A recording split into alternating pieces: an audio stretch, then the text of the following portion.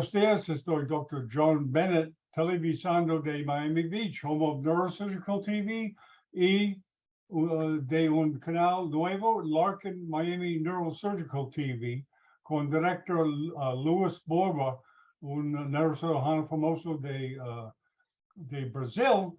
Él está director de este canal para mejorar educación de neurocirugía en el espacio de Latinoamérica. Bienvenidos, Luis. Hola, gracias, John, pero creo que hoy el canal de Argentina, ¿no? No, Luis. Sí, quiero que Roberto pueda hablar alguna cosa para decir cómo está funcionando antes de yo. Quiero decir que, bueno, hemos compartido mucho con Luis ahí en lo de Evandro. Yo me acuerdo siempre cuando Evandro te presentó en uno de los cursos y ya dijo que él ya no operaba, él no operaba eso tan bien como lo operabas tú, cuando empezaba recién todo esto de la base del cráneo, ¿no? Así que por mí, más que admiración para vos, para todo tu trabajo, tu trayectoria.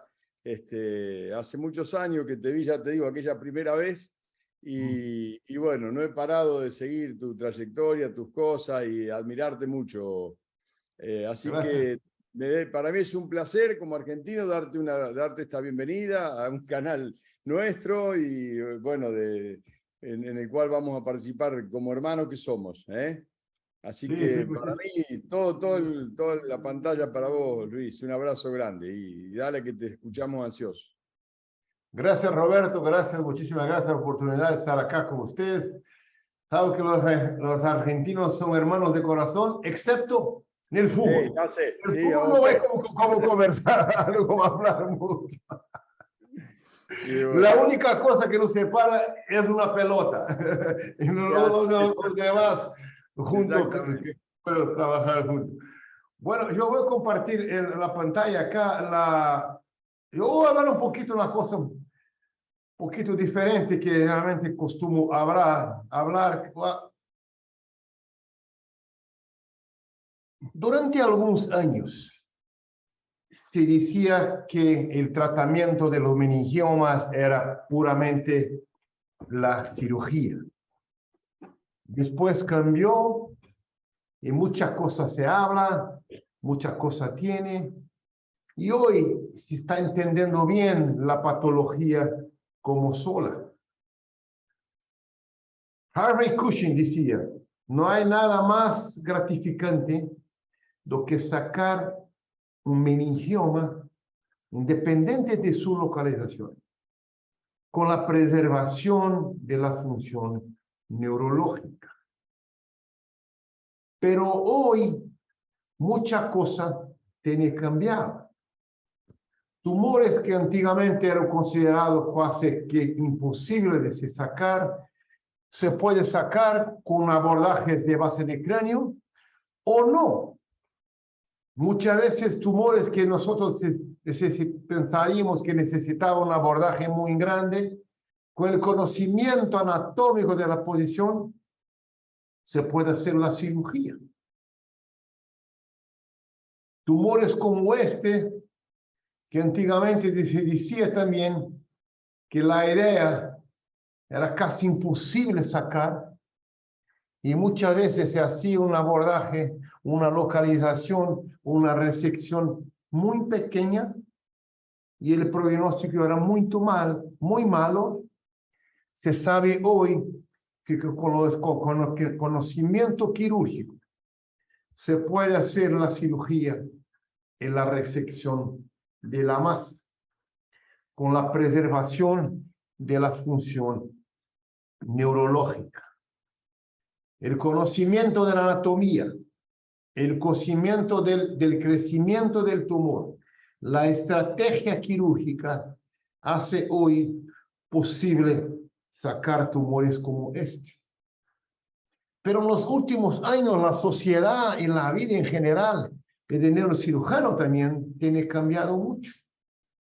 Y esto hace que el tratamiento que nosotros muchas veces utilizamos con cirugías longas, hoy se habla mucho, principalmente en Estados Unidos, que no se puede hacer, que no se puede sacar.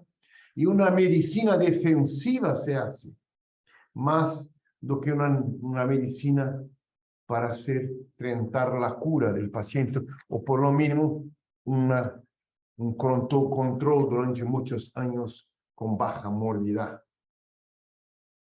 Todos nosotros que tenemos alguna experiencia de tratamiento de tumores de base de cráneo, el meningioma en general, tenemos un caso como este. Una señora de 60 y pico de años que empezó con dolor facial, que se controló con carbamazepina, ¿sí? Y que no quiso hacer la cirugía.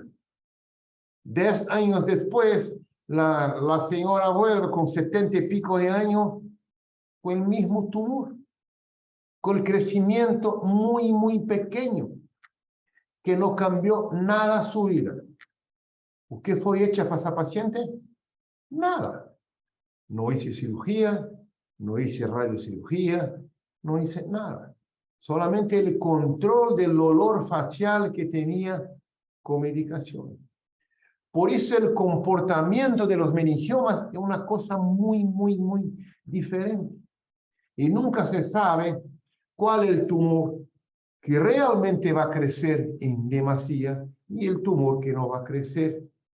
O se va a crecer a una velocidad mucho, mucho menor.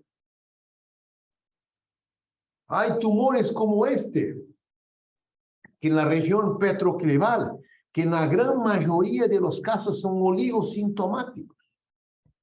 Y se piensa así, muchas veces este tumor como este mediano acá, tiene solamente un sexto nervio, una diplopia.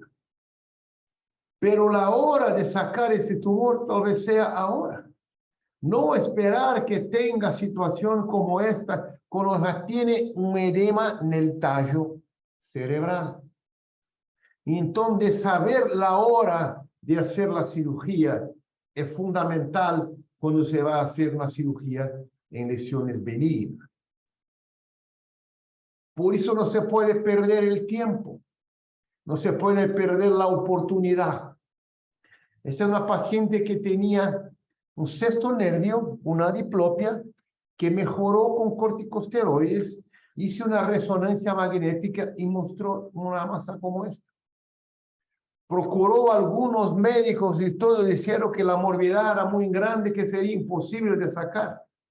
Pero usted mira que tiene un plan, un cierto plan entre el tallo cerebral y el tumor, un plan de aracnoide. Y puede ser que no podamos sacar toda la lesión. Muchas veces se consigue, muchas otras veces no se consigue, pero la hora de hacer el tratamiento es aquí. Asustaron, dijeron tanta cosa para la muchacha que se fue para casa, pensando que yo voy a vivir mis últimos días de mi vida con mi familia, no, yo no voy a hacer una cirugía grande.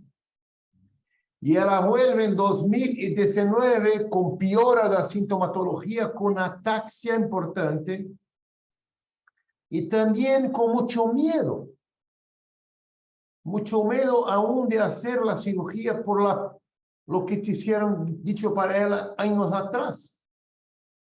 Y en 20 vuelve así, con edema severo en el tallo del tallo cerebral, con edema severo en el mesencéfalo hasta el tálamo, que en esta situación la invasión de la pía hace una cirugía mucho, mucho, mucho más compleja y con una morbidad muchísimo más alta de lo que tenía en 2017, cuando tenía un plan. Entonces, saber la hora de hacer la cirugía en los meningiomas, esto es fundamental. Hablar con el enfermo, decir la verdad, o que se debe hacer y cómo se debe tratar este tipo de tumor. Hoy se habla mucho de la región petroclival, cada uno con un tipo de abordaje anterior, posterior, retrosigmoideo, endonasal, cada una con sus indicaciones. Se ve hoy charlas muy lindas de anatomía, con casos lindos, que todo parece la mayor maravilla del mundo. pero no es así. Hay que siempre hacer para cada caso la indicación debida. Y otra cosa que hoy aparece cada vez más, la llamada cirugía mínimamente invasiva. Me parece lógico acá, mira, venir por la frente y sacar la lesión. Solo abrir la boca o venir por el nariz y va a tener el tumor acá. Está bien, por detrás del odontoide puede tener problemas de estabilidad, pero hay una lógica acá. Pero que no hay lógica en esto acá. Los tumores son para lesiones pequeñas, medianas. Y mucha gente está utilizando ese abordaje que es muy limitada para lesiones mayores. Y lo más importante que sí, en este caso, que fue operado en otro lugar, yo no hago esa cirugía por la boca o por la frente. Se hizo la cirugía, no se sacó el tumor y se hizo una instabilidad. Lo que faltó acá no es la mínima invasión surgical approach, fue el mínimo conocimiento de la cirugía, de la técnica. Y hoy se ve mucho esto. Yo compro endoscopio, yo soy el mejor del mundo. Yo compro microscopio nuevo, yo soy el mejor del mundo. Y la gente no quiere perder tiempo, que se di, o gastar tiempo, o tener el tiempo necesario para hacer el entrenamiento. Pero el laboratorio, entrenar abordaje y entender la patología. No querer adaptar la patología a su abordaje. Hacer la abordaje adaptada para aquel caso. Cada caso es un caso. No puedo aprender un tipo de abordaje y a partir de ahí hacer la misma cosa. Abordajes anteriores son para lesiones pequeñas, ¿sí? Medianas. Y muchas veces el cierre es muy más complicado de lo que parece. Para nosotros en Latinoamérica, la gran mayoría de los tumores no son así, pequeñitos. La gran mayoría de los tumores son grandes así. Y acá en Brasil, en Argentina, estoy seguro que los tumores son así. ¿Cómo usted puede proponer un abordaje por el nariz? Porque va a se quedar en la mitad. Y todo tumor va a se quedar a un lado. ¿Y lo que se pasa? El paciente va a salir bien, pero no se sacó nada.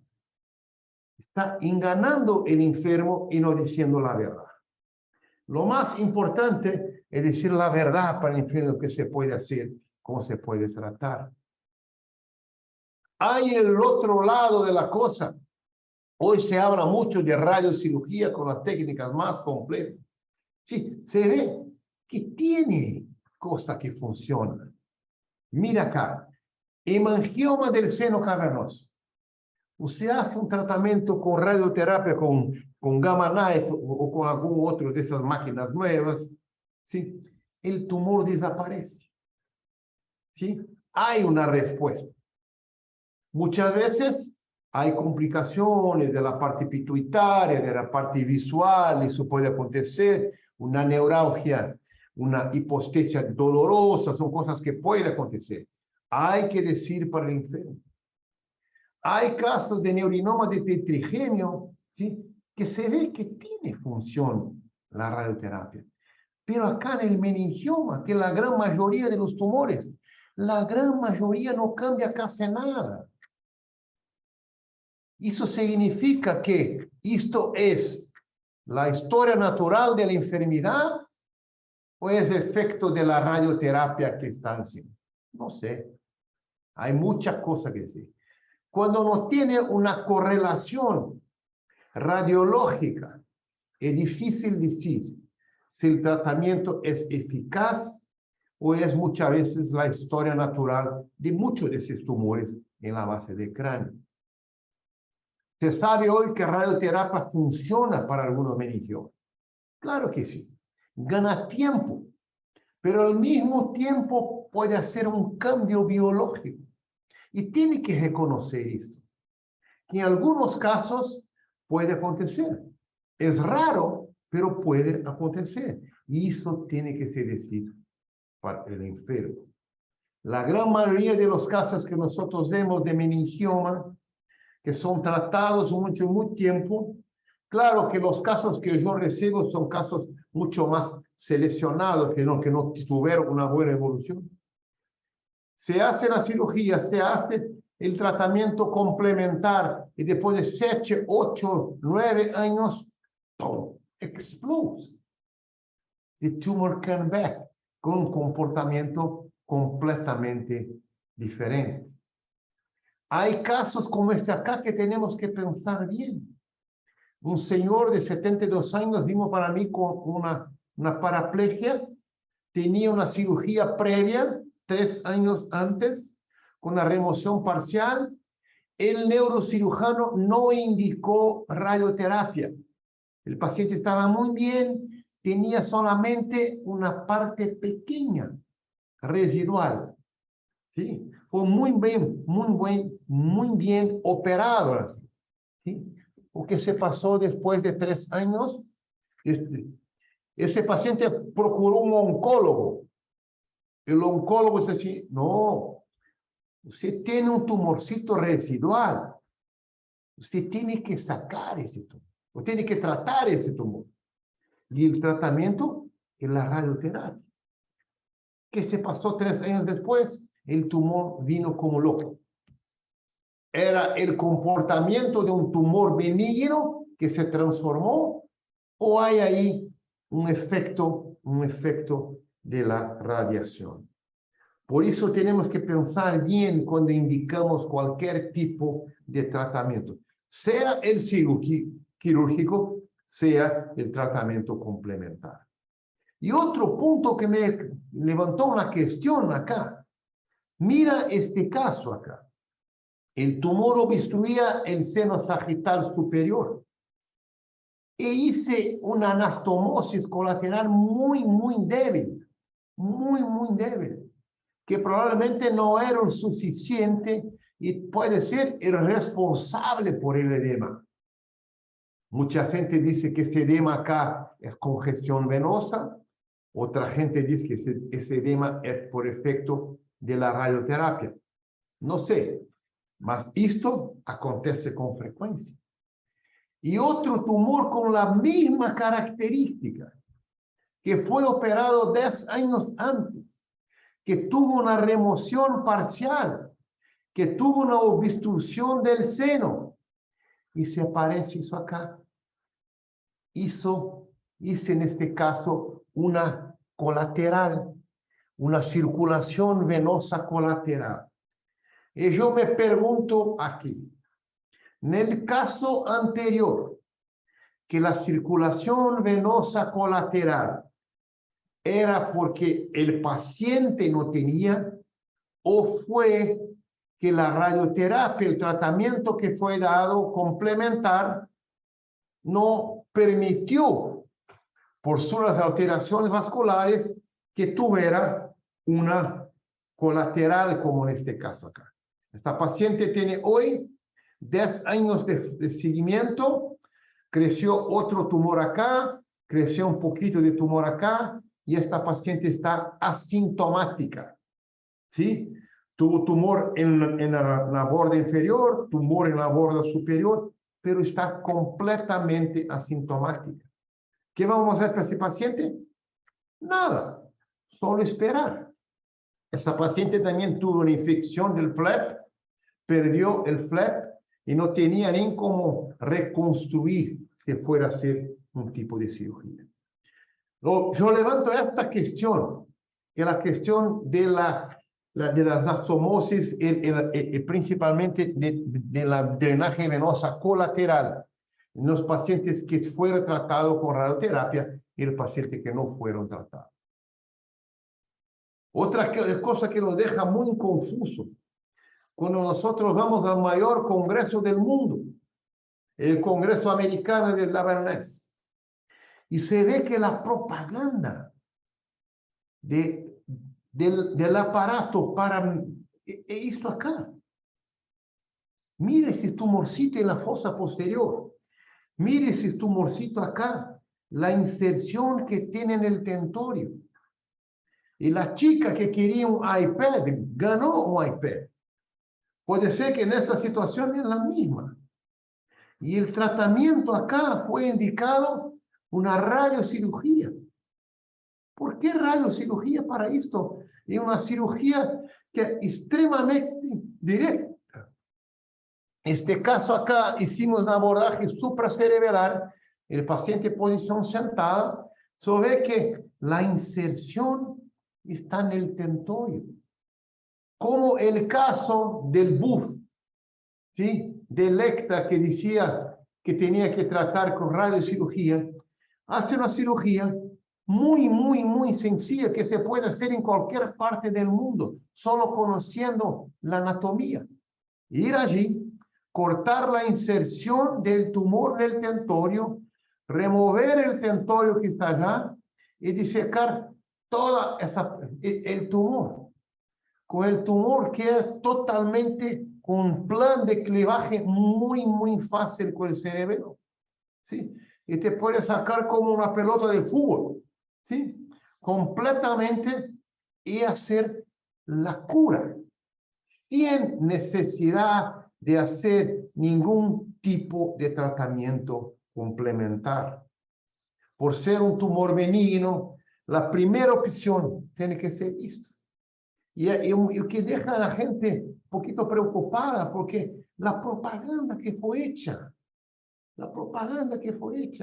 era una cosa que no es curativa, y certamente ese paciente va a tener complicaciones. Es el pre y el postoperatorio. Hay situación que también tiene que se decir, para los enfermos. El meningioma radioinducido es el peor de todos. ¿Recuerdan? Después de la Segunda Guerra Mundial, muchos judíos, principalmente de Rusia, fueron para Israel, ¿sí? Y para la región del Oriente Medio. Y tenían tinea captis. Y fueron tratados con dosis muy bajas. Muy baja. 100 radios, una cosa 0.1 diario, muy baja. ¿Qué se pasó? Muchos de ellos desarrollaron meningioma radioinducido.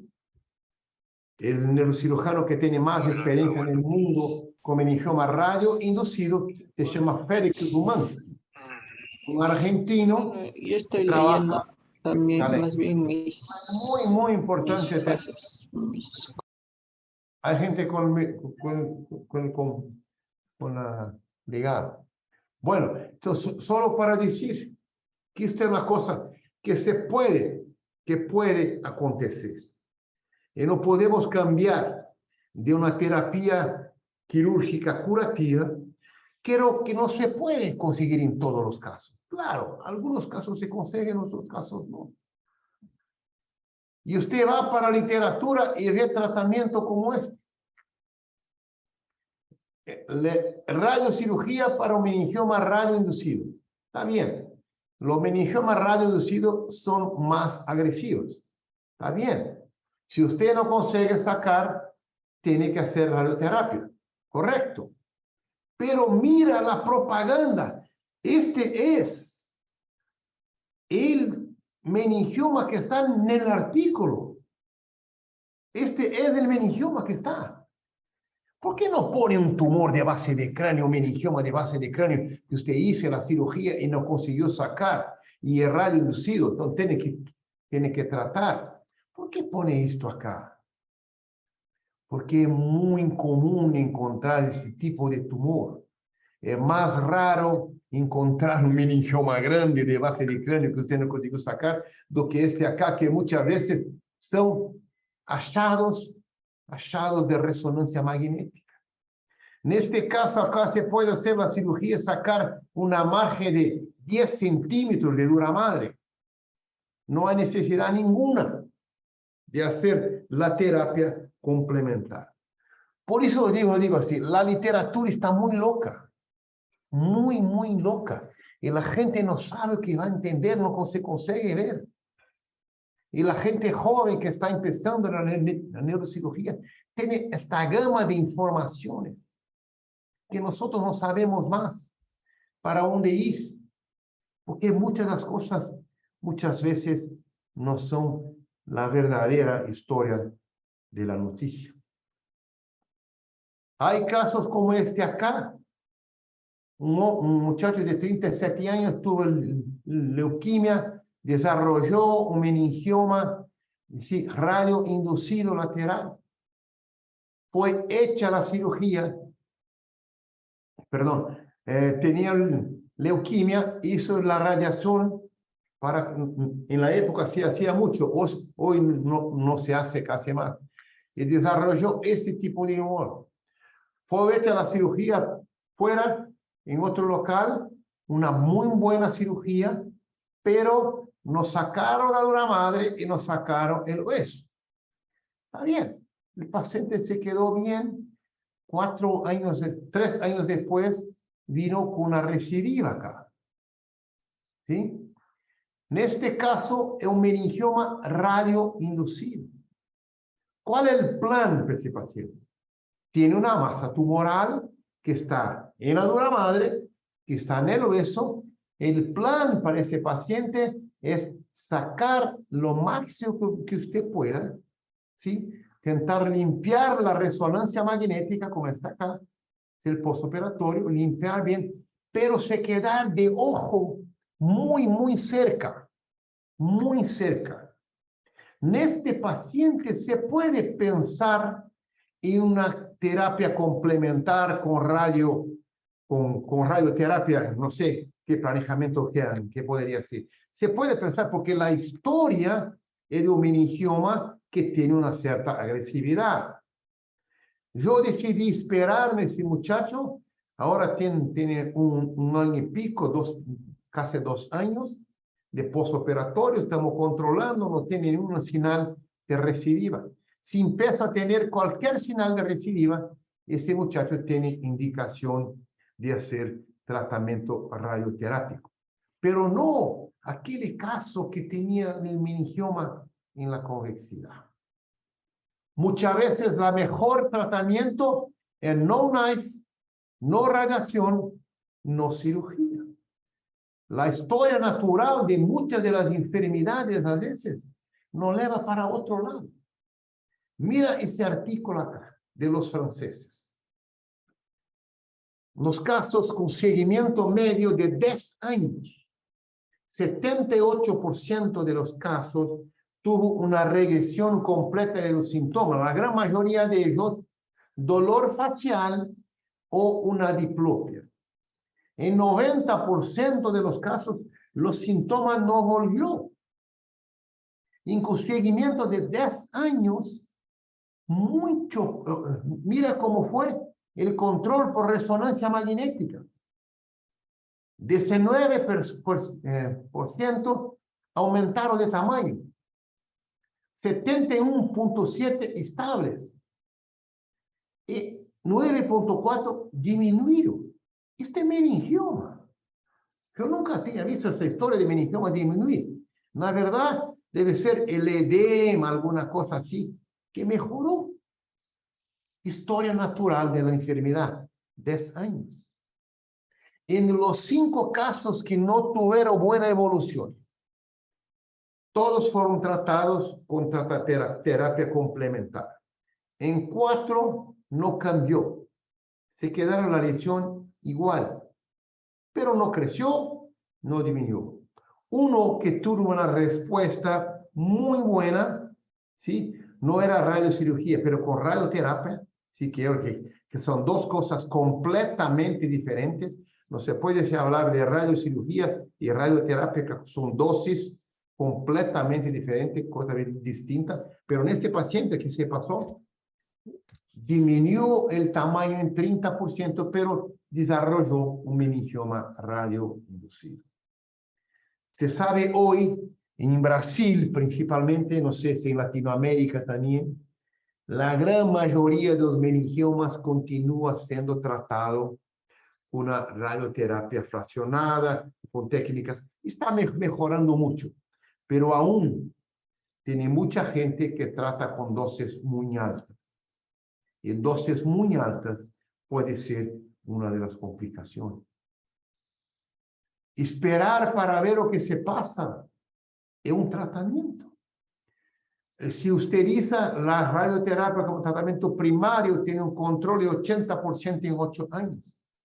Radioterapia post con un comprobado crecimiento del tumor 45%. Si usted solo observa el meningioma del seno cavernoso, mirando solamente viendo la parte de acuidad visual, el foráneo óptico, es 70% de control, muy similar. Paciente como este acá, una señora que vino con dolor de cabeza, que no tenía síntomas neurológicos ninguno, no tenía déficit visual alguno. ¿O qué vamos a ganar con la cirugía? Nada. ¿O qué vamos a ganar con la radioterapia o radiocirugía? Radioterapia en este caso que está grande. Nada. ¿O qué vamos a ganar a hacer cualquier tipo de terapia para esa enferma? Nada. En este caso, ¿o qué hicimos? Esperamos, el paciente está muy bien, hoy tiene 70 y pico de años viviendo su vida con su meningioma, tranquila, algunas veces tiene algunos episodios de diplopia, pero vive la vida muy bien, sin necesidad de hacer otro tipo de terapia. Hay casos como este que viene con paciente con diplopia, que usted hace el tratamiento quirúrgico, tenta hacer, en este caso hicimos un abordaje de base de cráneo, sacamos la parte que está dentro del seno esfenoidal, hacemos el peeling del seno cavernoso, está V2, V3, seno esfenoidal, todo la fisura orbitaria, que es la parte más difícil, sacamos la clinoide anterior, sacamos todo esto, pero dejamos un pedacito de tumor en la fisura orbitaria. Porque esta área es la área más complicada de la diagnóstico. Y lo que hacemos, observamos. Observamos qué va a acontecer. Si empieza a crecer en esta región, está indicado un tratamiento radioquirúrgico. Si no empieza a crecer, déjalo quieto.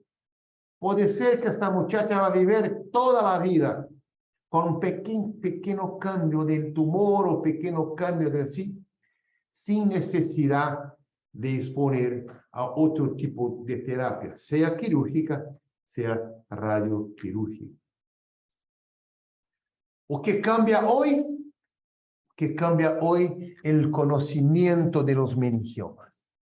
Hoy con la metilación, una técnica nueva que hoy se utiliza cada vez más, aún tiene mucha cosa que tiene que entender bien. Antiguamente se hacía meningioma benigno. Hoy se sabe que 80% son benignos, que en torno de 15% son atípicos y 5% son malignos. Se sabe bien la correlación de sexo. Cuanto más benigno, más en mujer. Cuanto más agresivo, más en hombre. Pero hay acá un grupo intermediario que son los atípicos, que muchas veces tiene gente que clasifica para abajo para 1 o para arriba para 3. En estos casos, algunos pueden cambiar. Y también algunos grado 1, que usted no sabe por qué, que tiene una evolución más radical. Con el estudio genético, la biología molecular y principalmente la metilación, que es una cosa nueva que hasta ahora está haciendo mucho para los meningiomas, se puede tentar hacer una predicción. ¿Cuál es el tumor benigno? ¿Cuál es el meningioma grado 1 que va a tener una evolución más agresiva? En estos casos, tiene que se mirar de más cerca o quizá indicar en algunas situaciones la terapia complementar por radiocirugía o radioterapia. Primero, las conclusiones que como médicos tenemos que tratar el enfermo, para el paciente, no tratar la imagen. Vamos a ver lo que el paciente tiene. Y a partir de ahí, decidir lo que vamos a hacer. Saber que la única terapia curativa continúa siendo la remoción quirúrgica total. Pero muchas veces no es posible. Muchas veces la morbidad asociada con la remoción en una área muy compleja no es admisible. Entonces hay que tener el balance para ver qué tipo de terapia que va a utilizar. Hay que estudiar el meningioma en su totalidad, la parte hormonal, la parte genética, para a partir de allí hacer la decisión qué tipo de tratamiento usted va a hacer. Si usted va a hacer la cirugía solo, si usted va a asociar con radiocirugía, si usted va a esperar para ver el crecimiento, si usted va a empezar cualquier otro tipo de terapia, ese sea posible. Esto es muy, muy, muy importante. No tratar imagen, no tratar resonancia que tiene una captación que puede ser un meningioma. Y lo más importante en la medicina, cuando usted tiene duda de qué hacer, esperar, mirar, estudiar, que muchas veces el conocimiento que el día que va a seguir te da la información concreta para el tratamiento de este tipo de tumor. Muchísimas gracias a todos, que creo que hablé de más acá. Gracias. Chao. Hola Luis, bueno, maravilloso, muy lindo. ¿Me escuchan bien? Sí. Sí, sí, sí. Lo importante en esto son los conceptos, ¿verdad? Así que eso es lo que más me gustó y creo que nos sirve a todos. Yo siempre recuerdo uno de los primeros libros del doctor Almeffi que decía, algunos pacientes se mueren por los meningiomas y otros se mueren con los meningiomas. Y ese era todo un capítulo de uno de sus primeros libros, ¿no? Así que es muy claro, sigue siendo muy difícil la decisión en algunos casos, pero hay que tener en cuenta todo. Y también tener en cuenta la experiencia del grupo quirúrgico, la mala influencia de las propagandas, de todo lo que se vende como nuevo y como mejor y que a veces no lo es tanto, ¿no? Así que, bueno, queda abierto si alguien quiere hacerle alguna pregunta, aprovechar que lo tenemos a Luis, por favor, alguno de los que están escuchando. John, ¿tú le estás dando volumen a los micrófonos de todos?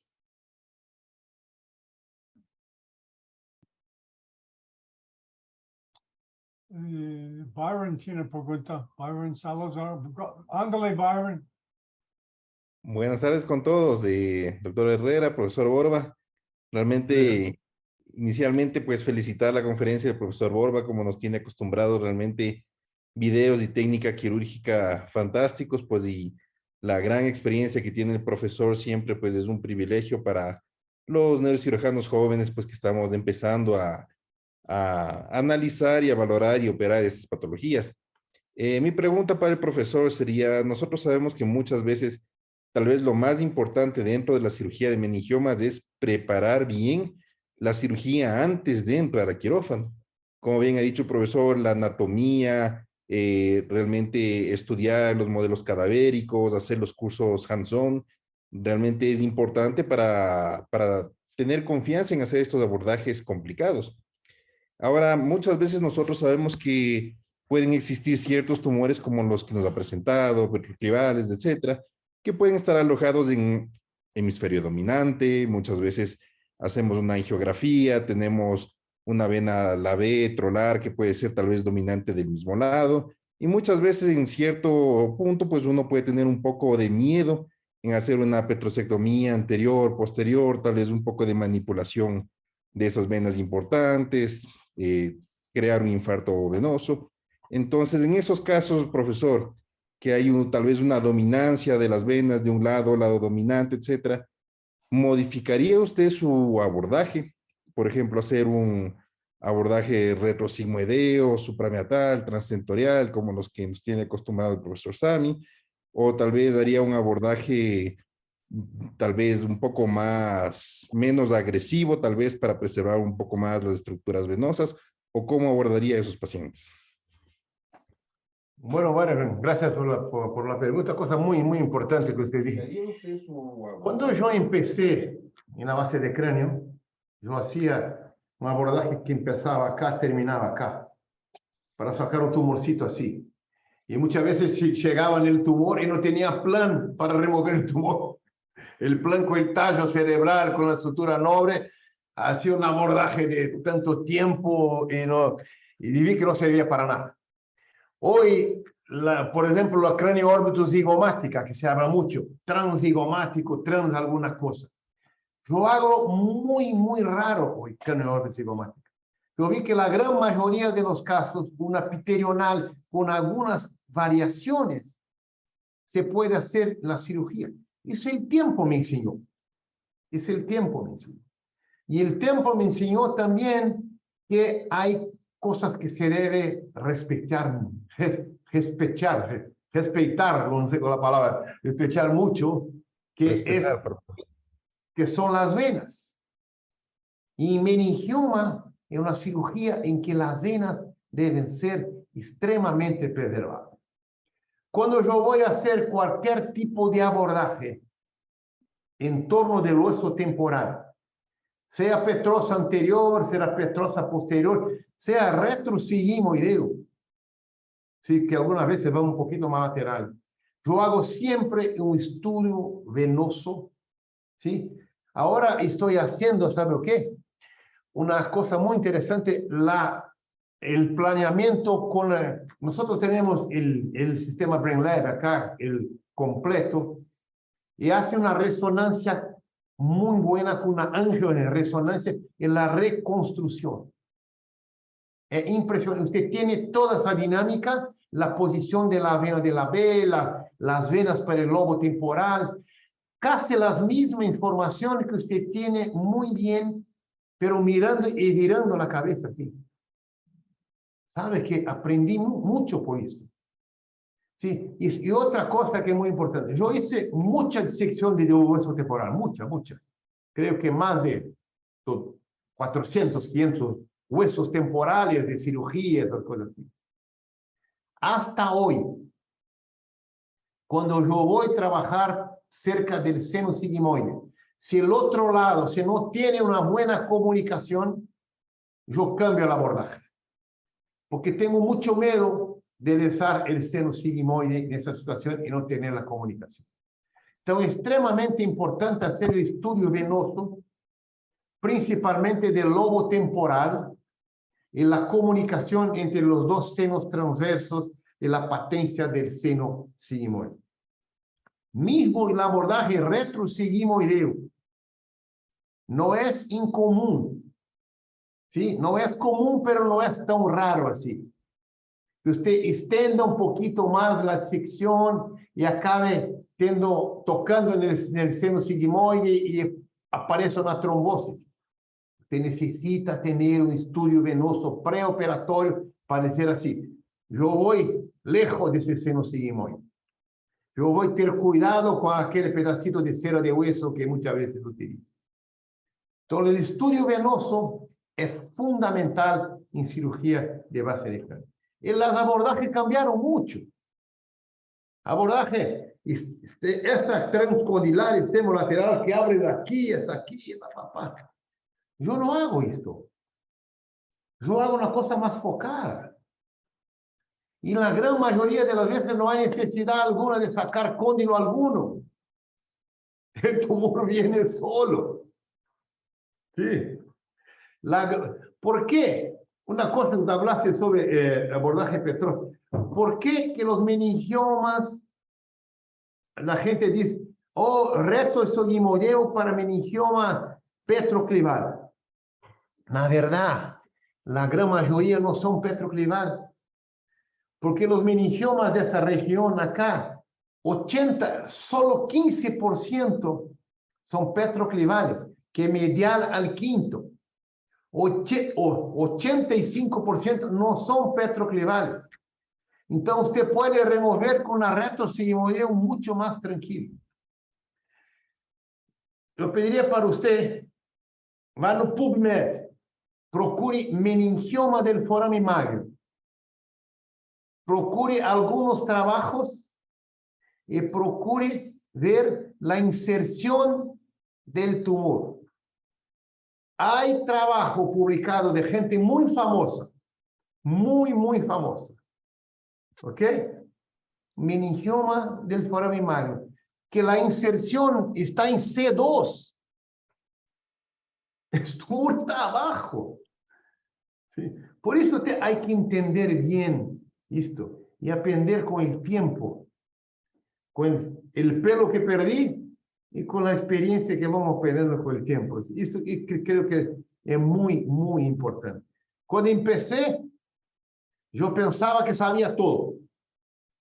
Hoy estoy seguro que no sé nada. Y cada día tiene que ser mejor. Perdón, hablé de más. No, Luis, vos sabés que eso es muy importante y yo creo que en la vida como neurocirujano nos ha ido pasando. Lo que vos decís del abordaje más pequeño, yo hace mucho que estoy fascinado con lo de Yuja, que en un principio cuando operaba los aneurismas por casi un keyhole, nos parecía que no estaba bien, ¿no? Y de a poquito fuimos viendo que casi todos los aneurismas lo hacemos con abordajes exterionales, mini-terionales y es suficiente. Y en la fosa posterior, ahí me gusta mucho el abordaje enough lateral que él llama, donde nunca hace falta sacar el cóndilo y podés sacar todos la mayoría de los meningiomas del tercio medio, del foramen magnum, por un abordaje con una hemilaminotomía del arco de C1, por ahí C2 y un poco de la escama del occipital.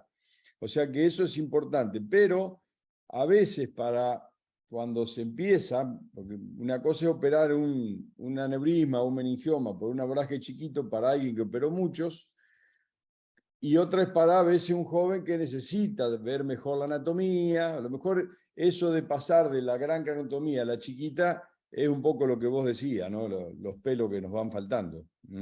Y no, habría que empezar por las grandes, ¿no? Sí. O que no creo que no se debe hacer para los jóvenes y la gente que está empezando bien es, no hay necesidad, no voy a aprender. No necesito, no voy a aprender. Usted tiene que aprender. Porque poquísimas veces, pero alguna situación usted va a necesitar. Entonces, no podemos dejar de hacer un tipo de abordaje, de tratamiento que nosotros no sabemos hacer por eso. Tenemos que aprender para intentar hacer.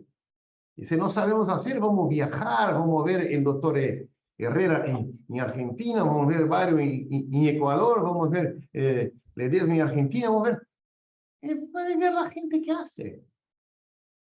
Voy a contar una historia para terminar. ¿Sabe? Que yo soy gaucho acá, de la frontera de Brasil con Uruguay.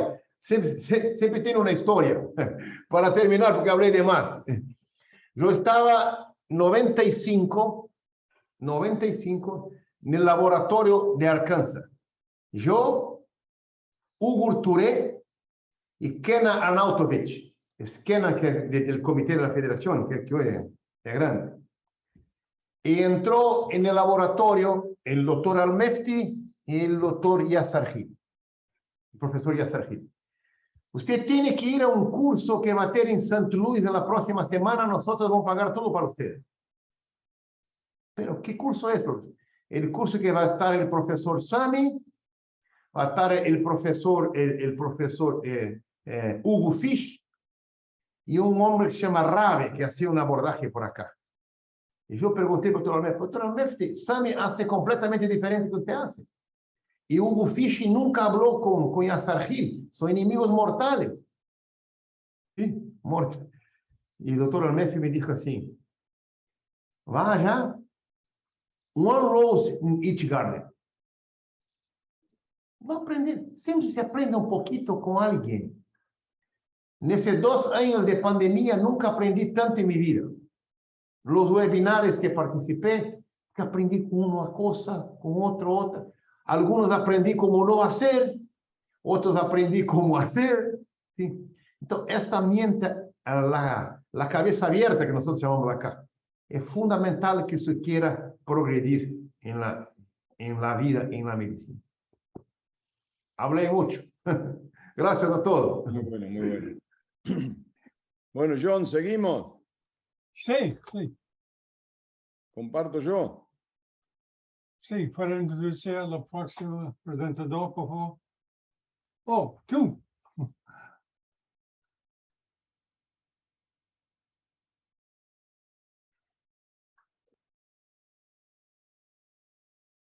Sí, ver. esto. ¿Estamos? Perfecto, perfecto. Espera que tengo la última acá. Arrancaba de atrás para adelante.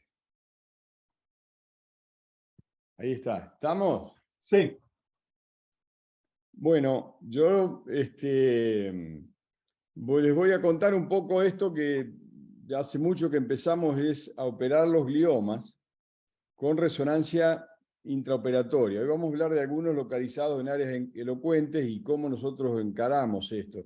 Lo primero es que yo estoy convencido de que si nosotros en los gliomas de bajo grado no nos vamos a meter con los de alto, que sabemos que nos vienen ganando la batalla desde que Dandy hizo esas primeras hemisferectomías, no, ha cambiado algo, pero no mucho, no el destino final de los enfermos en la mayoría de los casos. Pero en los de bajo grado, yo creo que si nosotros somos radicales con la extirpación, como hoy se preconiza, con lo que estamos viendo. Compromiso, Roberto, no está moviendo su pantalla. Ah, no me diga que no estás viendo mi pantalla. No. Sonamos entonces. ¿Ahí la ves, no? Sí, puede ver, pero ¿Ahí la estás viendo? sí, pero quiere ¿Y moverla. ahí? Sí, pero si quiere mover, sí, puede ver, pero vas a No, mover. pero yo no he avanzado. Ok, sí, ¿Ahí? ¿Estás está. viendo? Sí, Brasil, Buenos Aires, Argentina. Sí, el mapa Bueno, de Buenos estamos bien Aires. entonces. Bueno, bueno, ya saben todo dónde quedamos y los amigos y los vecinos que somos con todos los compañeros de América Latina. Yo estaba haciendo una pequeña introducción, por eso no avanzaba. Estaba diciendo que yo creo que en los gliomas de bajo grado hay que sacarlos, hay que extirparlos. En la mayoría de los casos se puede hacer, y si no lo logramos hacer con las herramientas que tenemos, hay que insistir con una segunda cirugía o lo que sea, porque está muy demostrado por nuestra experiencia, por la de muchos autores y por todos los trabajos científicos que hay ya publicados con suficientes años de evaluación, de que si sacamos todo un glioma de bajo grado, vamos a tener mejor proyección en la vida de esos pacientes. Y si les dejamos tumor, la mayoría va a tener una hermosa evolución de 3, 4, 5 años, después eso se va a volver a crecer. En más del 55, 70, 75% de las veces se va a transformar en un cáncer y ya no vamos a tener ninguna opción de que ese paciente viva. Entonces, sacar un cachito de glioma o un 90% no es solucionar el problema. Y muchas veces sí se puede solucionar en un bajo grado con una extirpación quirúrgica más radical. Por eso, esto es lo que nosotros vemos siempre. En la resonancia tenemos muy claro dónde está el tumor, a dónde llega, a dónde termina, pero no lo tenemos tan claro cuando abrimos. Por supuesto que tenemos que conocer la anatomía. Entre cualquier aparato que utilicemos y una buena anatomía, es mejor la buena anatomía. Pero todos los que operamos gliomas sabemos que una vez que nos metimos adentro, ya no tenemos ninguna certeza, ninguna precisión de que lo hayamos sacado todo el tumor. Esto nos ha pasado a todos y Peter Black fue el primero que le buscó solución. La primera vez que se operó un tumor, un glioma con resonancia intraoperatoria fue en el 96 en el Brigham, en Londres, y fue por Peter Black. El segundo país fue a Alemania con Falbush, después vino Finlandia, porque en esa época los imanes se fabricaban en Finlandia, después vino Canadá y Argentina, por haber sido curiosos y habernos metido en esto, fuimos el 5º país en el mundo que empezamos a utilizar un resonador de diagnóstico, transformándolo, modificando camilla, que incluso la modificamos en Brasil con Antonio Martos, a operar los gliomas y a controlar la cirugía con resonancia. El segundo equipo que se puso en América Latina fue el de nuestro amigo Manuel, el Instituto de Psiquiatría. Hoy ya Brasil tiene muchos, tiene varios lugares donde hay. Argentina sigue teniendo uno solo, pero bueno, el primero fue el de Manuel, que estuvo con nosotros un tiempo viendo. Y hoy ya tenemos en todos lados, se han desarrollado distintos equipos, que yo creo que no son una muy buena solución, empezando por el precio, y segundo porque no son muy prácticos para una neurocirugía. Yo estoy hablando con fabricantes y les digo, hay que hacer algo más amigable, más práctico. El resonador intraoperatorio tiene que llegar al momento que sea como el arco en C para poder monitorear una cirugía de cualquier tipo cuando lo necesitamos o tenemos dudas con las imágenes. Este es el de amigo Ipe Cherian, muy amigo también de Johnny, bueno, de todos nosotros. Y hoy tenemos en las universidades en Estados Unidos, en la Cleveland Clinic, Johns Hopkins, en Londres, hoy hay en la India, en la Mayo Clinic, este está en Japón, hoy ya hay infinidad de equipos y se está trabajando. Yo creo que todavía el costo es lo que más impide la evolución de esto, pero también porque he estado y he visto funcionar en casi todos estos equipos que les mostré y no sigue siendo una cosa muy práctica todavía, pero se va a modificar. Nosotros empezamos en el año 2000, esta fue una de las primeras intervenciones y este es el paciente más antiguo que tenemos con vida y totalmente libre de tumor. Era esto fue un neurocitoma extraventricular, se operó cuando tenía 9 añitos. Hoy es un muchachote que vive en España, esto ya hace 21 años que lo hemos operado, su última resonancia la hemos hecho hace unos años, está perfecto y nunca más tuvo lesión. Este fue el primer equipo que utilizamos, un equipo abierto que permite movilizar al paciente, el quirófano en una sala grande, cómoda. Aquí estamos haciendo un control y les voy a mostrar cómo se monitorea esto.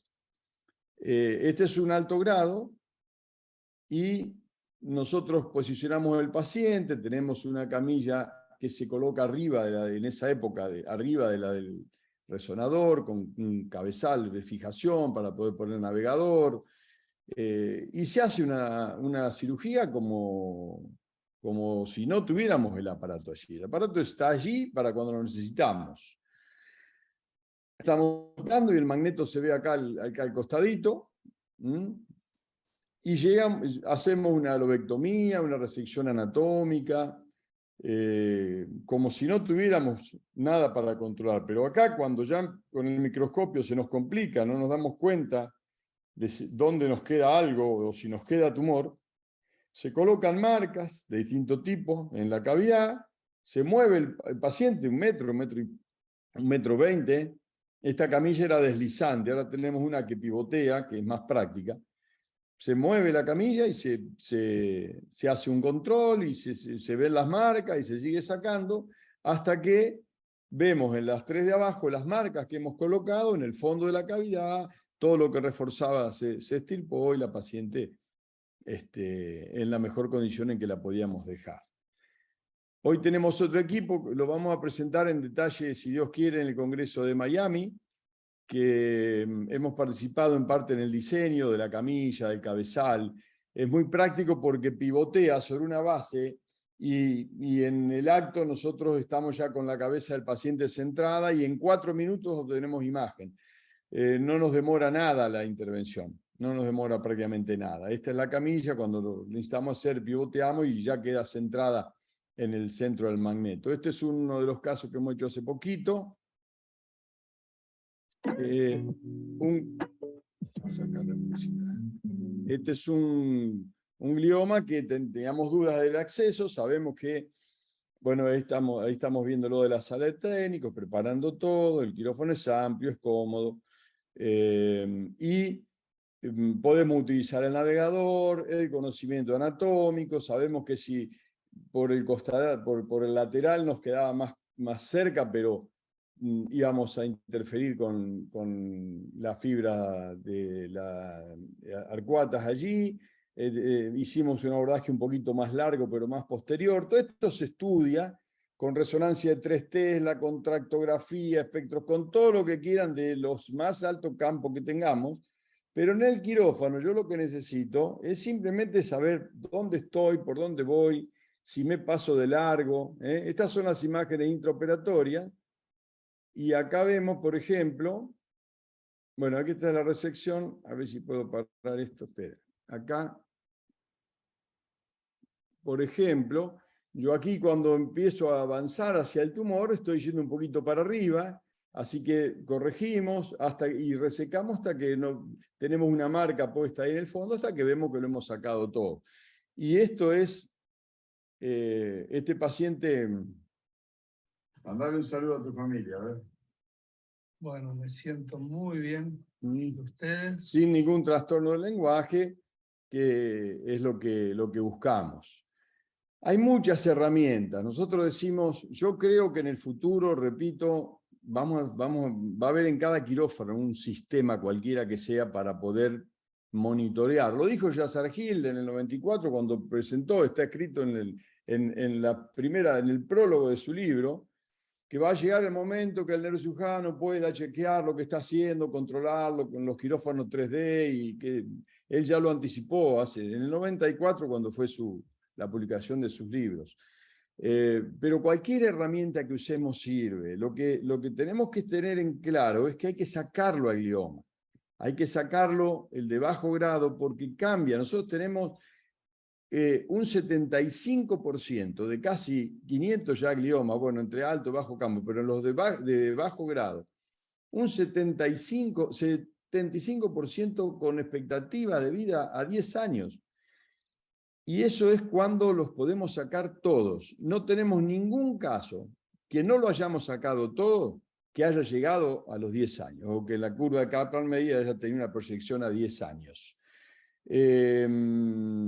Tampoco quiere decir que cuando lo sacamos todos pasan los 10 años. No es así, interprétenme bien. Pero sí es cierto que ninguno con resección parcial tenemos que hayan pasado los 10 años de sobrevida. Después podemos utilizar todo. Acá yo les voy a decir algo de la cirugía con paciente despierto.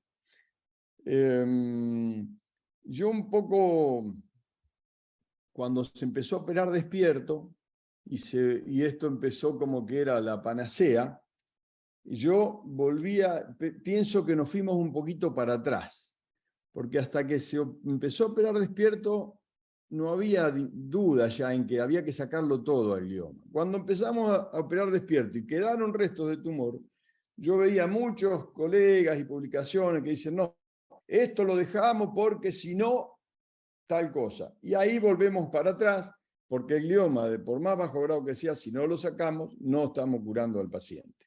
Aunque no los podamos curar a todos, la chance de curarlo es que le saquemos el glioma completamente. Y si nosotros ponemos la excusa de esto, porque no, porque estaba cerquita, porque le dejé eso, porque si no salía hemipléjico, es muy difícil ahí jugar con esa mentira verdad, y la conclusión es que los pacientes siguen saliendo con tumor en la cabeza, andan bárbaros 3 años, amigos del cirujano, después vuelve a crecer, 4 añitos, 5 añitos, y se pierden todos. Por eso es que yo, a pesar de que empezamos a operar en el 2005 los primeros pacientes despiertos, casi hemos dejado de hacerlo. De esto yo he hablado, he compartido algunas mesas con gente de los que operan despiertos, y es una buena herramienta. Podemos preservar la función, pero nunca vamos a estar seguros de cuánto tumor sacamos. Miren, en este caso lo operamos en el 2007. Esta es una paciente que nos vino extrañamente de Italia, con este tumor que había crecido. Hacíamos esclerotomía gigante, porque bueno, hacíamos potenciales evocados, localizábamos bien la zona motora, todas las áreas, el lenguaje, y operábamos despierto. Acá apenas se ve una zona ahí más blanquita donde estaba la lesión, y esta es la resección, guiada con controles. Creo que hicimos 3 controles intraoperatorios. Esto es, se resecó la ínsula, fíjense que hemos sacado la ínsula, la punta del temporal, la base del frontal, y así es como queda el tronco expuesto cuando uno hace la resección completa del hipocampo, ¿no? Otro paciente con un tumor en área de Wernicke, pensamos que era una displasia cortical, fue un glioma de bajo grado. 4, 5, 6, 7, Lo clásico de operar despierto. Y yo otra vez decía lo mismo, porque esto parece que hoy operar despierto fuera el gol estándar en los gliomas. No es el gol estándar, porque si nosotros creemos que lo mejor que podemos hacer por un glioma de bajo grado es operarlo despierto, nos van a quedar afuera más de la mitad de los pacientes. Ahí tienen la lista de toda la gente que no se puede operar despierto, empezando por los chicos, en los cuales el glioma es el tumor sólido más frecuente de la infancia. Entonces, si la única solución es operarlo despierto, estamos en un problema con los gliomas de los niños, ¿no? Pacientes obesos, ansiosos, claustrofóbicos, los pacientes que tienen alteraciones ya por el propio tumor, que no están completamente lúcidos, tienen trastornos cognitivos. Bueno, hay una lista muy grande de gente que no podemos operar, pacientes boca abajo. Entonces, por eso es que yo no me gusta mucho lo de operar despierto, considero que, bueno, es una herramienta más. Y esto es lo importante. Podemos decir al enfermo, vamos a preservar el lenguaje, porque yo donde vea alguna alteración, ahí no le toco. Pero ya hay muchos trabajos que demuestran que en la mayoría de los casos le vamos a dejar tumor operándolo despierto. Y esa es la clave. Si dejo tumor, no modifico la sobrevida ni la calidad de vida a largo tiempo de estos pacientes. Otra cosa que lo fuimos viendo en la experiencia, y hoy lo podemos asegurar, es que el tumor no tiene función. Por definición, el tumor no tiene función. Por eso, cuando nosotros hacemos una resonancia funcional, en la zona del tumor no vamos a encontrar ninguna zona de activación, como tampoco ninguno de los papelitos que ponemos cuando operamos y hacemos la estimulación cortical, lo vamos a ver dentro de la masa tumoral. Yo nunca lo he visto. Están alrededor, pero la masa tumoral no tiene función. Esta lesión, por ahí dice, no, operamos despierto. Despierto, ver el área de Broca, bueno, sí, puede ser una indicación, pero tampoco me resulta muy creíble esto de que se puede evaluar la empatía del paciente o la conducta, porque le hacen un test ahí despierto, medio dormido, medio perdido por el tumor, y algo que un psiquiatra a veces no puede detectar en años de terapia, lo podremos hacer ahí con un paciente, ya les digo, en estas condiciones, para saber si le estamos alterando la conducta o el carácter. La verdad que no hay muchas cosas con eso que no las tengo totalmente aceptadas. Y esto es lo que vemos, abrimos y parece que nos hemos equivocado de lado, porque no vemos nada. Esto es lo que pasa en los gliomas de bajo grado. Acá hago un control, me queda un resto. Si no hubiera tenido la resonancia, me hubiera ido. Lo detectamos, lo sacamos, ahí se ve que lo hemos extirpado completamente. ¿Y cómo queda este paciente? Este señor, vida normal, 12 años de postquirúrgico, ingeniero en sistema, que sigue su trabajo normal, porque lo que hemos sacado es tumor, que no tiene una función en ese paciente. A ver.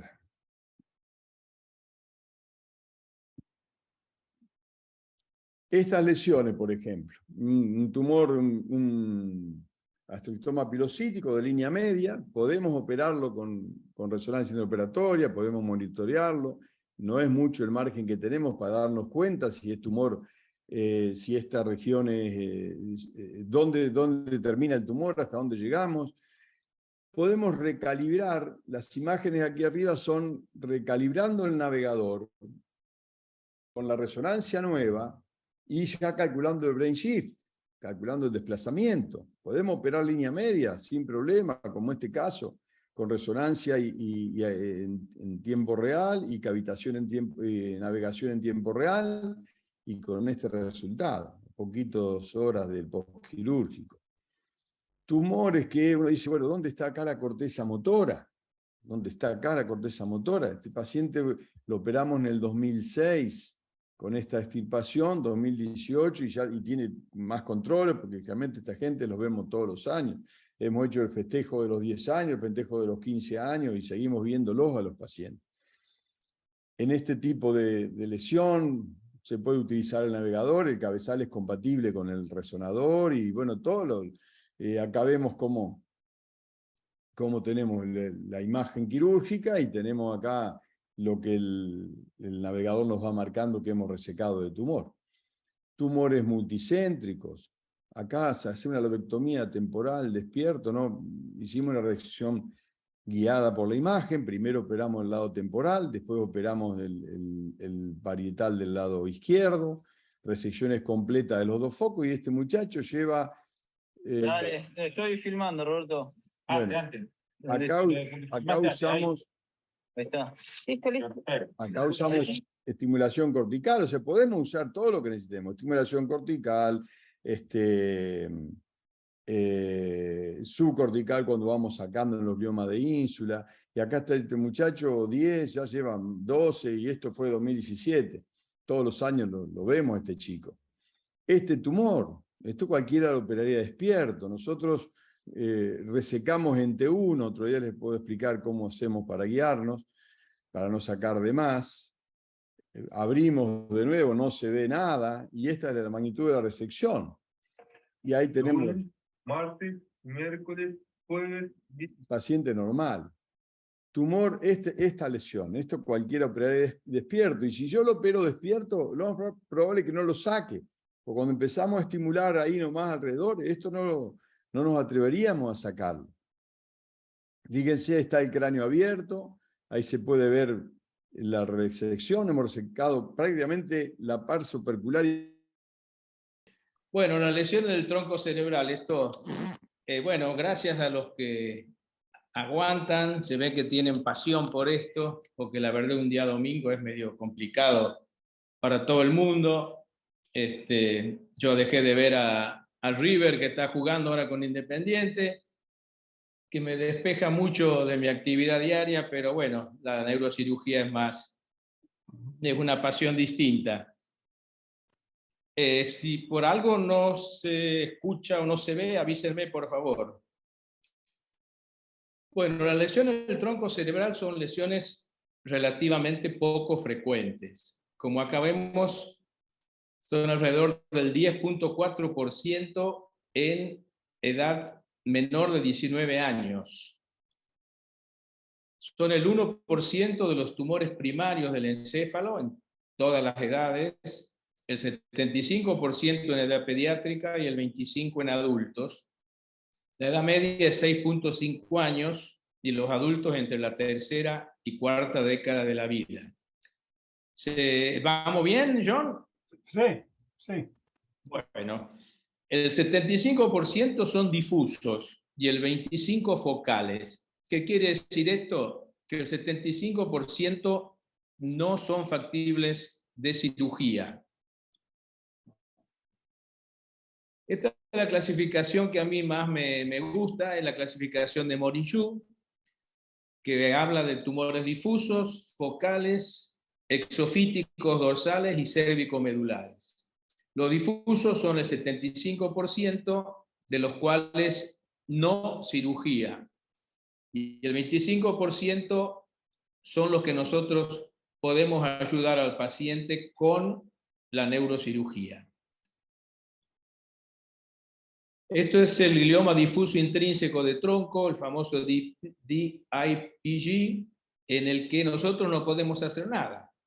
Como ven, es todo el puente, toda la protuberancia con un tumor, al decir de uno de los médicos, cuando yo empezaba, es como un dedo hinchado, y un dedo hinchado no se puede operar.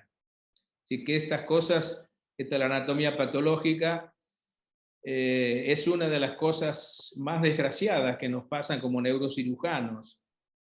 Cuando un paciente con síntomas leves, como es por ahí un estrabismo o por ahí una menor iniciativa en uno de los miembros, viene al hospital a consultar y nosotros sabemos que ese paciente, después que le hacemos la resonancia y le hacemos el diagnóstico, sabemos que ese paciente le queda como mucho un año de vida. Y muy difícil el diálogo con la familia. Con los años uno va aprendiendo a cómo manejarlo, porque es complicado decirle a la familia esto de entrada, porque van a pensar que estamos un poco locos. Lo traje porque se le desvía un ojito y usted me está diciendo que mi hijo va a estar muerto dentro de un año, o sea que hay que ser muy prudente y yo personalmente nunca quito la esperanza a la familia y que poco a poco se vayan dando cuenta. Estos pacientes en general van a radioterapia, con lo cual se les suele prolongar la vida unos meses. El tumor intrínseco de tronco, el diagnóstico histológico por biopsia, que a veces se hace generalmente estereotáxica o hoy con el neuronavegador, en el hospital en St. Jude reportan un 30 a 50 de astrocitomas anaplásicos o glioblastomas, y por autopsia el 100% fueron glioblastomas. Probablemente hay progresión, como hoy un poco contaba el doctor Herrera, de gliomas de bajo grado hacia la anaplasia. Para encarar este tipo de patología, como ya lo remarcaron el doctor Borba, quien es una de las personas que nos enseñó, de las cantidades de veces que estuvimos en el laboratorio del doctor Evandro en San Pablo y que tanto aprendimos de él, su técnica, su filosofía, es la anatomía. La anatomía es fundamental, sobre todo en el tronco y en la unión del tronco con la médula y con el diencéfalo, porque hay estructuras obviamente que son primordiales para la vida de cualquier persona. Acá tenemos lo que nosotros tenemos que saber, son dónde están exactamente estas estructuras. Acá no me sale el puntero, pero tenemos que tener bien claro en la región de la protuberancia o del puente, dónde está el núcleo del nervio facial y dónde está el núcleo del óculo motor. Y en la parte vulvar es fundamental el núcleo del neumogástrico, sobre todo el núcleo motor, el núcleo sensorial, el núcleo del hipogloso, que son el área trigeminal del trigémino precisamente, que dañar alguno de esos nervios o sus estructuras vasculares nos va a llevar a una lesión a veces difícil para tener una vida relativamente normal. Y digo relativamente normal porque cuando abordamos esta zona es bastante probable que el paciente quede con alguna secuela, que debería ser una secuela tolerable o reversible o parcialmente reversible. Yo veo habitualmente que se ven en las redes muchas lesiones de esta zona con muy buenas exéresis y muy buenas cirugías, pero nunca nos muestran cómo está el paciente. Porque por más que uno a veces tenga una técnica depurada y pueda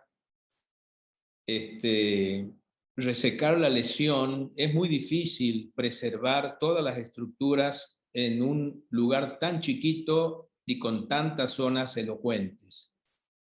Aparte de los núcleos, tenemos que tener presente las fibras que bajan, en este caso se ve perfecto cómo bajan las fibras motoras por la parte anterior, y las fibras sensitivas generalmente son más posteriores, algo en el puente que se van dividiendo, un poco parecido a lo que pasa en la médula espinal. ¿Seguimos bien, John? Yes. Bien, bien. Seguimos. Sí. Para el neurocirujano, como les decía, ninguna tecnología reemplaza ni supera el conocimiento anatómico. cosa que todos sabemos. Esto es un trabajo del doctor Recalde, que hizo en el laboratorio del doctor Oliveira, que es más que nada para cavernomas, que estudia las zonas de entrada, ¿no? Las zonas usadas, safe entry zone, usadas para provocar el menor daño posible al tronco. Incluso acá en la conclusión, ¿no? Dice de las fibras blancas, la técnica es muy importante para entender la tridimensionalidad del espacio en el que uno va a trabajar. Después también está un trabajo de Spessler que indica que hay 13 zonas que uno puede entrar en el tronco cerebral. Pero esto es un poco teórico también. Cuando uno tiene una lesión en el tronco, por supuesto que tenemos que tener en cuenta estas cosas, pero también tenemos que tener en cuenta la zona que a nosotros se nos presenta más favorable para hacer la menor lesión a las estructuras. Por ejemplo, aquí tenemos una nena de 14 años que vino de otro país porque con razón algunos colegas le dijeron que no había nada que hacer. Digo con razón porque a veces uno dice, y sí, la verdad que no hay nada que hacer. Porque incluso dice, si acá llego a entrar, por ahí el paciente sale con una vida tan complicada que a veces es preferible dejar la evolución del tumor. Esta paciente ya había hecho radioterapia y como decía un poco el doctor Borba y como está en ese famoso libro inglés que dice que hace falta 2 años para indicar una cirugía y 30 para no indicarla. Muchas veces cuando uno va siendo grande, no indica cirugías que por ahí siendo más jóvenes nos hubiésemos encantado operar. Bueno, este paciente, ¿por dónde abordarlo? Muchos me decían subtemporal, que creo que quizás hubiese sido la mejor opción, pero yo estoy más habituado al piso del cuarto ventrículo por la patología que manejamos en la fosa posterior, que son pacientes bastante frecuentes para nosotros. Entonces yo decidí entrar por donde está la flecha,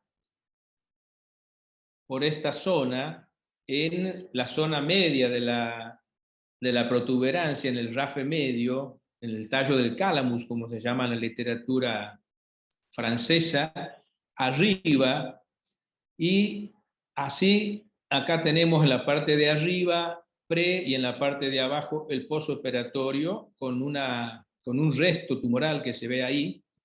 Y esta es la paciente, ven la de la izquierda, con corticoides, como está Cushing. Y estas cosas vamos logrando, uno diría, acá tenemos, acá está Cushing, acá sin corticoides, acá la nena en su fiesta de graduación. Y acá lo que vemos es que esta chica tiene déficit. Es muy claro que tiene un déficit motor y es algo que siempre nosotros hablamos también con el doctor Herrera y con los pacientes. Por este déficit esta chica pudo obtener esto. O sea, en las lesiones de bajo grado, que sabemos que a veces hay que sacrificar alguna estructura o que nosotros involuntariamente podemos dañar una estructura elocuente, le decimos al paciente que es probable que tenga esta secuela, pero que esta secuela le va a permitir vivir muchos años, cosa que no hacemos con los tumores de alto grado, porque como también bien decía Roberto recién, los tumores de alto grado, la vida es, sobre todo el glioblastoma de grado 4, la vida es más corta y que vivan lo que tengan que vivir sin déficit. En cambio, en el bajo grado, si uno deja tumor, vuelven a crecer o se malignizan y la vida es mucho más corta. Entonces es un diálogo que hay que tener con el paciente, con su familia y decidir entre todos, sobre todo el paciente, si el riesgo de dejar con una secuela que le permita una vida como esta nena que fue al colegio con su déficit motor y se graduó con la cirugía que le va a permitir vivir muchos años. Acá tenemos otro tumor, también un astrocitoma de bajo grado mesencefálico, y este es el posoperatorio inmediato, y acá el posoperatorio alejado. Estos tumores de mesencéfalo, de bulbo, de unión bulbomedular o exofíticos, incluso de protuberancia o de puente, pueden ser abordados quirúrgicamente. Acá tenemos otro tumor que está en el mesencéfalo, también un nene chiquito. Acá vamos a adelantar un poco la cirugía. Acá tenemos la lesión, separando las amígdalas cerebelosas por la vía telovelo-medular. Vamos a adelantarlo. Coagulando un poco el vermis para tener más acceso. Acá vemos el piso vulvar del cuarto. Y en la parte posterior de la protuberancia vemos el tumor.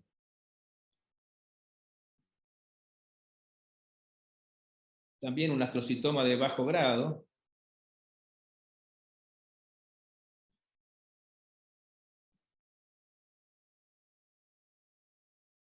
Hay que tomar muestras que en general no es fácil porque estos tumores a veces son tan viscosos que no se toma con la pinza, pero tenemos que tener muestra suficiente al patólogo, que generalmente cuando es muy chiquita nos dicen muestra insuficiente y nos quedamos sin saber el grado de agresividad del tumor y por ende el tratamiento complementario. Estas lesiones se pueden ser un poco agresivos, también con mucha precaución.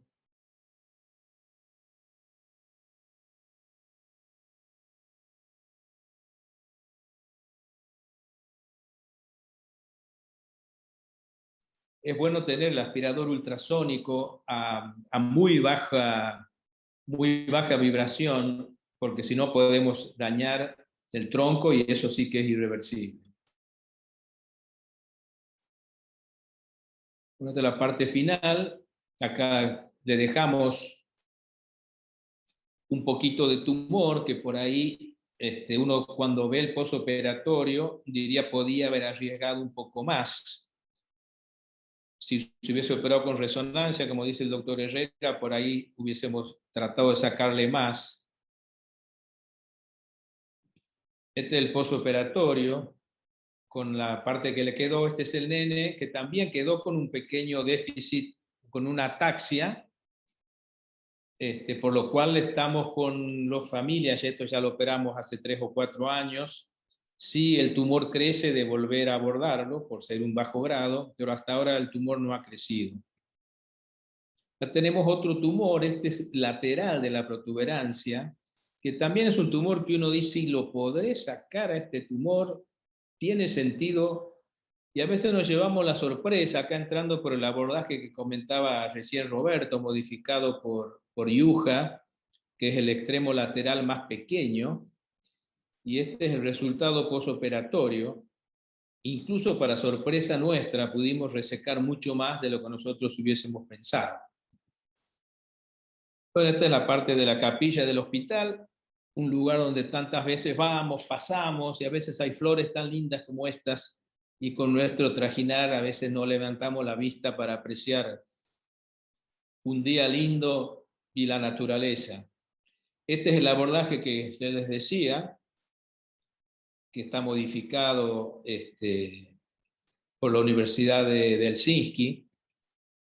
Acá tenemos otro tumor, que también uno cuando opera esto sabemos que va a ser poco probable que podamos sacarlo todo, pero en general los rayos suelen también hacer su parte efectiva si nosotros podemos resecar bastante tumor, y acá los reparos anatómicos también son muy importantes, sobre todo los pares craneales, cuando vamos a ir el lateral, más que nada la parte del auditivo y del facial, el paquete esteatioacústico, que son una gran referencia. para nosotros poder ir lateralmente e incluso a veces hay que resecar un poquito del hemisferio cerebeloso. Este es el resultado de este tumor, que le quedó un poco de tumor, y con radioterapia, fíjense cómo fue pasando los años, y este nene ya lleva 7 años de operado y ha ido creciendo, como ustedes ven, y no ha vuelto a presentar tumor. Incluso se ven unas pequeñas lesiones ahí en la fosa posterior que probablemente son debidos a la radioterapia.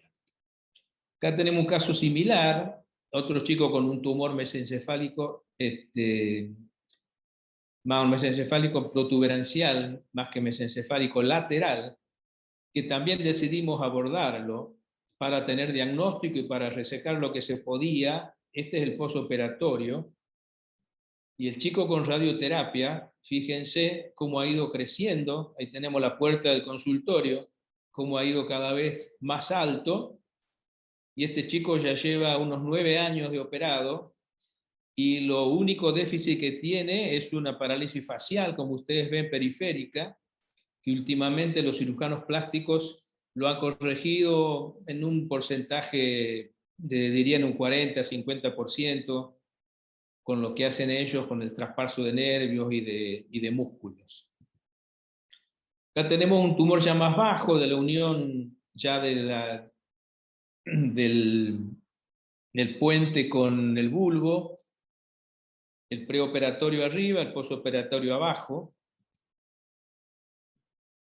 y la zona que nosotros yo decido para entrar generalmente en estos tumores, ven ahí arriba y en la parte vulvar.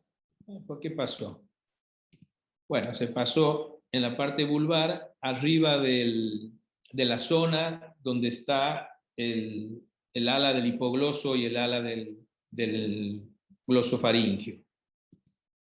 Bueno, el pasillo del hospital también, que a veces uno va meditando, alegrías, tristezas, como decía mi maestro, así se construye la medicina y la vida, éxitos y fracasos. Y en los tumores de tronco lo que uno va aprendiendo. Acá tenemos un tumor que es mucho más sencillo, ya más bajo, ya de la unión casi bulbomedular, un ependimoma, el pre arriba y el postoperatorio abajo. Acá tenemos un tumor más medular que vulvar, pero también este tumor lo abordamos. Acá tenemos el postoperatorio. Y acá tenemos el paciente, como se ve acá. Sí. Ven en la parte de arriba. Se pasó. En la parte de arriba con una paresia, ven que mueve más los miembros izquierdos que los derechos. Sí. Acá el chiquito ya más grande, es el mismo paciente, sigue con su paresia derecha.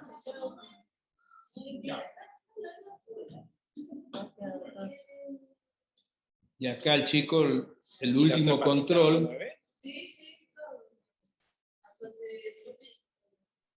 Esto yo tenía el video, pero si salgo de acá no voy a saber cómo entrar. Así que por eso se los debo o se los muestro.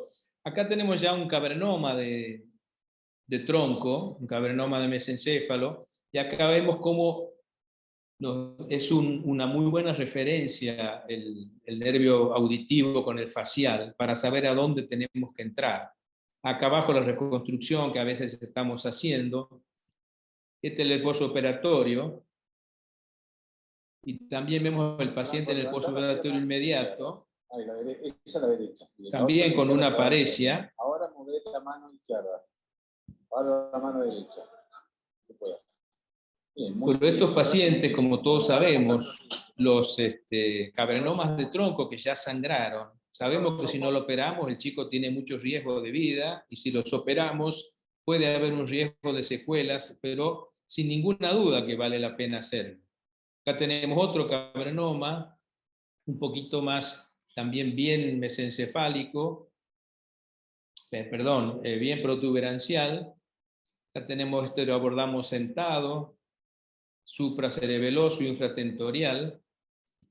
Y este es el resultado abajo, arriba el preoperatorio, abajo el posoperatorio, y también son lesiones que hasta nosotros mismos nos admiramos de que pudimos hacer más de lo que pensábamos y con un paciente con, en este caso, prácticamente sin secuelas. Otro cavernoma, este ya sí es de mesencéfalo. Acá tenemos la planificación quirúrgica y nosotros sabemos que esta lesión está en el colículo inferior, arriba del cuarto par, que va a ser nuestra referencia, como vemos ahí. Esta es la imagen de la cirugía y acá el control endoscópico que hicimos, que vamos a correrlo un poco para ver la resección del tumor. Acá tenemos el cuarto par y acá tenemos por endoscopía la resección completa del cavernoma. Que también la endoscopía suele ser muy útil y cada vez más útil para todo este tipo de lesiones. Este es el posoperatorio, el preoperatorio arriba, el posoperatorio abajo. Estos tumores no son estrictamente de tronco, pero sí son tumores que comprometen mucho al tronco para finalizar. Este es un ependimoma grande. Y acá tenemos el posoperatorio. Acá otro ependimoma grande, cómo desplaza al tronco, y acá nos vamos a encontrar con a veces los pares craneanos involucrados en el tumor. Tumores que uno a veces dice, ¿qué podremos hacer? Pero este es el posoperatorio del mismo paciente. Bueno, para finalizar un poco la estadística nuestra, esto es arriba están, esto son 25 años, que nosotros tuvimos 146 tumores de tronco, de los cuales operamos 48. Que es el 24% de lo que nosotros, de los tumores de la fosa posterior, y operamos un 25% de esos 146. Bueno, para finalizar, muchas gracias. Espero que se haya escuchado y entendido.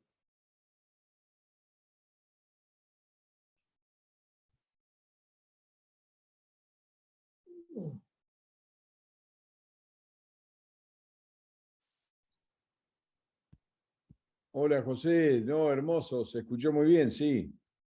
Se escuchó muy Bueno, bien. menos mal. Estaba asustado porque soy muy inútil para esto, me da vergüenza. No, se escuchó muy bien, la casuística es impresionante. No sé si alguien quiere decirle algo al doctor Ledesma, preguntarle algo. ¿Alguna pregunta? Bueno, muy buena la serie. Congratulaciones. Casos difíciles. Casos difíciles. Yo vi un caso que usted que estaba un poquito más arriba en el mesencéfalo. Estaba del cuarto ventrículo más para arriba del mesencéfalo. Un que fue irradiado antes, que usted dijo que vino de otro país. ¿Por qué usted decidió venir por abajo y no por arriba? Porque, bueno, se escucha así, ¿no? Sí, sí, bien. Porque ahí comenté, yo lo presenté a muchos colegas a ver que iban, la mayoría me decían que vaya subtemporal. Por arriba yo creo que era la vía de elección. Pero yo tengo mucho más manejo del cuarto ventrículo porque estoy en un hospital pediátrico hace 40 años y pensé que por ahí iba a llegar bien. Y la verdad que me costó muchísimo, horas y horas de cirugía, pero llegué bien. Y la verdad que la chica está con una ataxia clara, pero hace ya 3 años que está muy bien. Pero es una muy buena pregunta y creo que la vía de elección hubiese sido esa. ¿Usted tiene algún caso de mutismo? ¿Mutismo? Sí. En tumores de tronco no, en tumores de fosa posterior sí, en tronco no. Nosotros tuvimos mutismo por los implantes cerca del anus, ¿no? En la parte más baja del cuarto ventrículo hemos tenido una chica joven con un mutismo un tiempo largo. Está descrito y suele pasar. Yo recuerdo un solo caso que recuperó, pero bastante tiempo, como un mes después. Estuvimos con mucho miedo con esa paciente. Porque no hay una explicación clara y no se sabe qué hacer para mejorar también, ¿eh? Después, muchas veces mejora, no mejora. Puede veces dejar no. mucho tiempo sin que tenga una recuperación. La cosa deja preocupado porque miro al enfermo, parece que está todo bien, ¿no? Sí. Pero muy bueno la serie. Ok, Zoran Matutes, un neurocirujano de Hermosillo, México, tiene comentario. Zoran, ¿tú tienes algo? Excelente conferencia, profesor Ledesma. Quisiera aprovechar, bueno, la gran experiencia que tiene en tumores de tallo. Si nos puede compartir algún tip cuando hace la resección de estos tumores entre el tumor, el margen del tumor y el tejido del tallo. ¿Qué estrategia utiliza ahí en esa zona? Y la otra también sobre cómo maneja la hemostasia en este tipo de tumor en el tallo. Y mira, como un poco decía, el conocimiento anatómico es muy importante, pero a veces estos tumores distorsionan la anatomía y en general uno trata tratar de abrir el cuarto ventrículo entero. En general yo trato de no romper el cerebelo, no me gusta, me cuesta más y a veces yo mismo me digo, pero ¿por qué no abro el vermis y me cuesta menos? Pero tengo una resistencia a dañar el tejido normal. Entonces estoy mucho tiempo levantando las amígdalas y se puede llegar perfectamente a ver todo el cuarto separando las amígdalas y levantando, ves hasta el acueducto. Y ahí yo, cuando veo que hay una zona que me llama la atención, que es distinta a las demás, y no tengo una zona elocuente, que para mí lo más elocuente es donde están las eminencias arterias, que le llamaban la literatura francesa, que es donde está el colículo facial, y es en la parte protuberancial, ¿no? Y en la parte vulvar, tener mucho cuidado con los núcleos de abajo, sobre todo con los núcleos del neumogástrico, el núcleo ambiguo, el núcleo dorsal del vago, que eso uno sabe dónde está. Pero yo, en general, entro donde me parece que es lejos a estos lugares, pero que tengo más cerca el tumor. En los cavernomas se ve el color y a veces en los tumores se ve como una protuberancia, como más amarillo, porque al estar un poco inflamado por el tumor, los vasos están un poco más estirados. Yo suelo entrar por ahí. Y siempre me pasó muchas veces, ¿no? De ir al laboratorio, que ahí estaba el doctor Borba muchas veces ahí en San Pablo, y venir de San Pablo lleno de anatomía, felices, y ¿se escucha? ¿Qué pasó? Sí, Orlando está sacando la pantalla. Pero se ve. Espera, déjame sacar. ¿Alguien está tratando de compartir? No. Sí, de todos modos, decía venir de San Pablo y operar un tumor y perderme. Y decir, yo no sirvo para nada. Yo estaba ahí disecando con el cerebro las veces que hemos ido y no sé dónde estoy. Bueno, pues eso no creo que por lo menos a mí me pasó más de una vez y en el tronco perderse es complicado. Hay que tener paciencia, esperar, estudiar, decir acá tenemos las estructuras. Por eso para mí los pares craneales son importantes porque son constantes, sobre todo el auditivo, que es como una referencia importante hacia arriba o hacia abajo. Y bueno, yo entro así.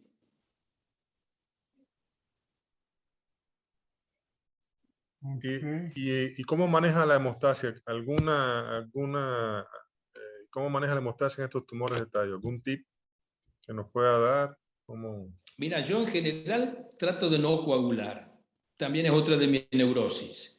Así como trato de no romper nada normal, trato de no coagular. Incluso a veces, si sangra algo, dejo un algodón, porque en general son lesiones que no tienen mucha vascularización. Con un algodón para. Si no es un algodón, pongo un hemostático, un Surgicel, y